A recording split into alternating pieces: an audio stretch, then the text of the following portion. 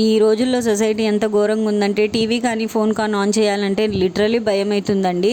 ఒకప్పుడులాగా అసలు ఇప్పుడు లేదనమాట. మనం ఒకప్పుడు బయట ఆడుకుంటే ఎక్కడన్నా ఇసుకలో అక్కడ ఇక్కడ ఆడి నైట్ 7 అయినా 8 అయినా మంచిగా ఇంటికి వచ్చేసే వాళ్ళం. ఇంట్లో వాళ్ళు కూడా అంత ప్రెషర్ అంత టెన్షన్ తీసుకునే వాళ్ళు కాదు.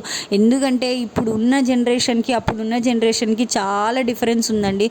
మనం హ్యాపీగా ఇంటికి వచ్చేసి హ్యాపీగా స్నానాలు చేసి తిని పడుకునే వాళ్ళం. కానీ ఇప్పుడు మన పిల్లలు కింద ఆడుకుంటాము ఒక 10-15 మినిట్స్ అంటే ఎవరో ఒకళ్ళు కూర్చుంటున్నాం సెక్యూరిటీ కోసం. తనకి అలా ఉంది సొసైటీ. ఈవెన్ మన గల్లీలోనే మనం ఎవరిని నమ్మాలో ఎవరిని నమ్మకూడదో తెలియదు.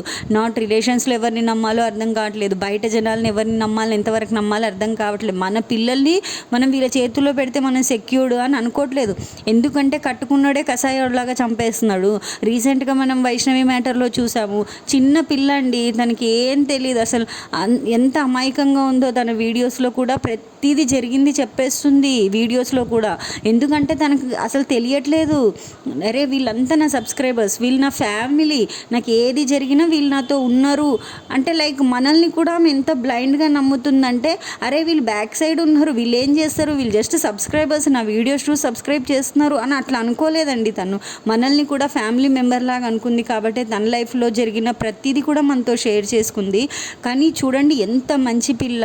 వాడే ఎంకరేజ్ చేసి వాడే వీడియోస్ చేయమని చెప్పి వాడే అంతా చేసి అసలు ఆ వీడియోస్ అన్నీ చూస్తుంటే ఇప్పుడు కూడా నమ్మబుద్ధి అవ్వదు. తను అంత ప్రేమ నటించాడా తన మీద. పెళ్లి చేసుకున్న 1 ఇయర్కే ఆయనకు అంత బోర్ వచ్చింది ఆమె. అసలు ఎంత మంచిదండి తను. వాళ్ళ ఇంట్లో ఉంచుకొని వాళ్ళ మమ్మీ డాడీతో పాటు ఒక హస్బెండ్ని చిన్న పిల్లోళ్ళలా చూసుకుంటూ వస్తుంది. తను ప్రెగ్నెంట్ అంటే ఎంతలా డ్యాన్స్లు వేస్తుందో. ఎంత చిన్న పిల్ల, ఎంత అమాయకురాలు. తనకి గుళ్ళులు కుట్రలు ఏం తెలియదు. నిజంగా అలా తెలిస్తే ఈ రోజుల్లో ఉన్న జనరేషన్లో అయితే ఇప్పుడున్న సొసైటీలో అయితే నేను మాత్రమే బాగుపడాలి, మా చుట్టూ ఉన్న వాళ్ళు ఎవరు బాగుపడొద్దు అని కోరుకుంటారు. ఎవరైనా బాగుపడితే కూడా చూసి ఓర్చుకోలేరు. కానీ తను అలా కాదు. కానీ తను మాత్రం అలా కాదండి. వాళ్ళ అన్నయ్యలకి, వాళ్ళ వదినలకి, వాళ్ళ మొత్తం వాళ్ళు ఎంతమంది అన్నలు అయితే ఉన్నారో వాళ్ళందరికీ కూడా ఛానల్స్ క్రియేట్ చేసి వాళ్ళందరికీ కూడా వెనకాల ఉండి ఎంత సపోర్ట్ చేసిందో, వాళ్ళ ప్రతి ఒక్క వీడియోలో తిని ఎంత సపోర్ట్ చేసిందో అనేది కూడా నేను ప్రతిదీ పాపం తను చనిపోయాక ఒక 10 days వరకు అయితే నేను ఆమెది, వాళ్ళ బ్రదర్స్ది, వాళ్ళ మదర్ది ప్రతి ఒక్కళ్ళ వీడియో మొత్తం చూశానమాట. అది బ్రెయిన్లో నుంచి తీసేయాలన్నా పోవట్లేదండి. లిటరలీ వాళ్ళ ఇంట్లో వాళ్ళ పరిస్థితి ఇప్పుడు ఏంటి, వాడు చంపేశాడు, వెళ్ళిపోయాడు, మళ్ళీ వచ్చాడు, ఏదో హెల్త్ ఇష్యూ అన్నాడు, అదన్నాడు, ఇదన్నాడు, అయిపోయింది. తను వదిలేశారు. ఇంకెన్ని రోజులు, 1 సంవత్సరమో 2 సంవత్సరాలు 4 సంవత్సరాలు 10 సంవత్సరాలు. కానీ 10 సంవత్సరాలైనా తను వచ్చి మళ్ళీ వాళ్ళ ఇంట్లో వాళ్ళ ముందు తిరగగలుగుతాడే. ఇప్పుడు అమ్మాయి మళ్ళీ తిరిగి వస్తుందా అండి?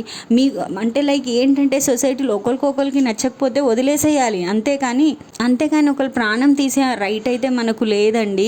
నిజంగా చాలా అంటే చాలా బాధాకరం. అండ్ అలా జరిగిన కొన్ని రోజులు మాత్రమే ఏదైనా సరే కొత్తగా జరుగుతుంది. ఎవరైనా కొత్తగా చనిపోయారు ఏదైనా ఇంకోటి అన్నప్పుడు ప్రతిదీ కూడా 24 గంటలు యూట్యూబ్లలో న్యూస్లలో వస్తుంది. అండ్ ఆఫ్టర్ 10 days 15 days చూస్తే మళ్ళీ కొత్త న్యూస్లు వచ్చేసరికి ఆ పాతది ఎక్కడో మారుమూలలో ఉంటుంది. అది అసలు మళ్ళీ గుర్తు కూడా రావట్లేదు అనమాట జనాలకి. ఈ సోషల్ మీడియా వల్ల మంచి జరుగుతుందో చెడు జరుగుతుందో అనేది పక్కన పెట్టేస్తే అసలు ఎంత ఫాస్ట్గా న్యూస్ వస్తున్నాయో అంత ఫాస్ట్గా అవి ఎరైజ్ కూడా అయిపోతున్నాయి అనమాట. మళ్ళీ కొత్త న్యూస్లు, కొత్త జనాలు, కొత్త మాటలు. ఇవాళ ట్రెండింగ్లో ఉన్నోళ్ళు రేపు ఉండట్లేదు. సోషల్ మీడియా ఎంత ఫాస్ట్గా అయితే జనాల్ని పైకి తీసుకెళ్తుందో అంతే ఫాస్ట్గా కింద కూడా పాడేస్తుంది. నాకైతే లిటరల్లీ యూట్యూబ్స్ కానివ్వండి లేదా మనకు న్యూస్ ఛానల్స్ ఏవైనా అప్పట్లో పాపం వైష్ణవి చనిపోయినప్పుడు టీవీ పెట్టాలంటే భయం అయ్యిందండి. ఇప్పుడు మళ్ళీ వైష్ణవి న్యూస్ పోయింది, మళ్ళీ కొత్తవి చాలా జరిగాయి. చాలా అంటే చాలా జరుగుతున్నాయి. ఎలాగైతే పాపాలు పెరుగుతున్నాయో అలాగే జనాలు కూడా కర్మలు అనుభవిస్తున్నారని అనిపిస్తుంది. ఎందుకంటే అప్పుడులో ఉన్నంత పీస్ఫుల్ లైఫ్, అప్పట్లో మన మమ్మీ వాళ్ళు మన తాతయ్య వాళ్ళు ఉన్నంత హ్యాపీ లైఫ్ ఇప్పుడు ఎవరు లీడ్ చేయట్లేదు. ఐదర్ ఫైనాన్షియల్ ప్రాబ్లమ్స్, లేదా రిలేషన్స్లో ప్రాబ్లమ్స్, లేదంటే ఆ పక్కన వాళ్ళతో ప్రాబ్లమ్స్, లేదంటే మనం ఎదిగితే ఆ పక్కోడికి ప్రాబ్లం, వాడు ఎదిగితే మనకు ప్రాబ్లం. కుళ్ళులు కుట్రలు కుతంత్రాలు ఎవరిని చూడండి వీటిలోనే బ్రతుకుతున్నారు. అవన్నీ మనం చేసిన పాపం మళ్ళీ ఒక 4 రోజుల్లో తిరిగి మనకే తగులుతుంది. అది ఎవరికి తెలియట్లేదు. ఎవరికైనా బాగాలేదంటే అందరు వెళ్ళి పలకరించి వస్తున్నారు. అయ్యయ్యో మీకు అలా జరిగిందా, అయ్యయ్యో మీకు ఇలా జరిగిందా అని చెప్పి.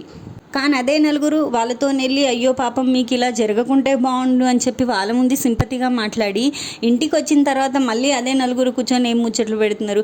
వాళ్ళు అప్పుడు అలా చేశారు కాబట్టి ఇప్పుడు వీళ్ళు ఇలా అనుభవిస్తున్నారు. అప్పుడు అలా చేసి ఉండకపోతే ఇప్పుడు బాగుండేటోళ్ళు. వాళ్ళు చేసిన పాపం వాళ్ళకే తిరిగి వస్తుంది. అది ఇది నువ్వు ఇప్పుడు వాళ్ళతో మంచిగా మాట్లాడి మళ్ళీ వచ్చి వెనకాల వాళ్ళ గురించి చెడుగా మాట్లాడుతున్నావే, మరి నీ పాపం నీకు తగలదా? ఎందుకండి అలా చేస్తున్నారు అంటే బయట లిటరలీ మనం ఎక్స్పీరియన్స్ అయ్యేదాకా కూడా మనకు జనాల గురించి తెలియదన్నమాట. ఒక 10 మంది ఒక 20 మంది మనకు ఫ్రెండ్స్ ఉండి ఆ గ్రూప్లో మనం తిరగడం కంటే జెన్యున్గా ఒకళ్ళు ఉండి మన హ్యాపీనెస్ కానివ్వండి, మన సాడ్నెస్ కానివ్వండి షేర్ చేసుకోవడానికి జెన్యున్గా ఒక ఫ్రెండ్ ఉంటే చాలన్నమాట లైఫ్లో.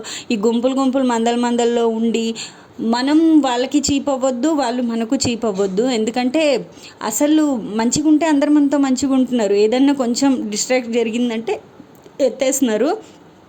సో బెటర్ అందరికీ దూరంగా హ్యాపీగా ఉండాలి. అండ్ ఎప్పుడైతే మనం వేరే వాళ్ళ పైన ఏడ్చుకుంటూ బ్రతుకుతామో మన లైఫ్ కూడా అలా ఏడ్చుకుంటూనే పోతుందండి. ఎప్పుడు కూడా అలా చేయకూడదు.